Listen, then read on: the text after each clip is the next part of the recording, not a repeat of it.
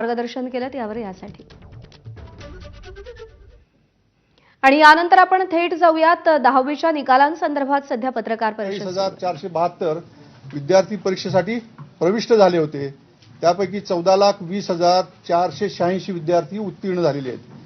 ही उत्तीर्ण होण्याची टक्केवारी ही 92.09 आहे। त्याचबरोबर या परीक्षेत राज्यातील 9 विभागीय मंडळांमधून एकूण 28,825 विद्यार्थी हे खाजगी म्हणजे फॉर्म नंबर 17 भरून प्रविष्ट झाले होते। त्यापैकी 22,003 विद्यार्थी उत्तीर्ण झालेले आहेत। ही टक्केवारी 76.33 आहे।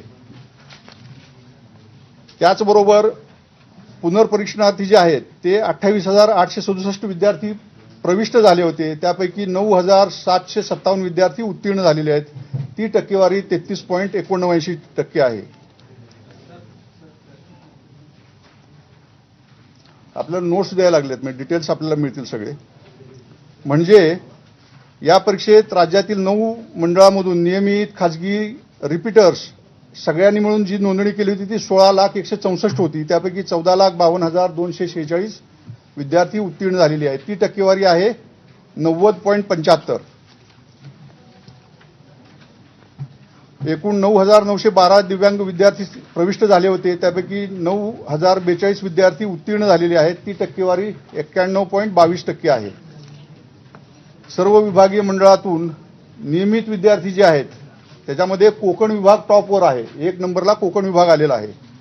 त्यांची टक्केवारी आहे 97.62%। आणि सर्वात कमी निकाल हा छत्रपती संभाजीनगरचा लागलेला आहे, तो 88.41% आहे।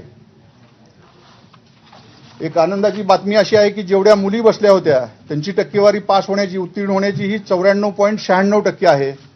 तर मुलांच्या बाबतीत ती 89.56% आहे। म्हणजे यावेळेस मुलींनी बाजी मारलेली आहे।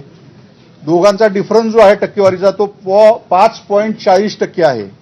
मुलं पास होणं आणि मुली पास होणं त्याच्यामध्ये मुलांपेक्षा 5.40% मुली जास्त उत्तीर्ण झालेल्या आहेत।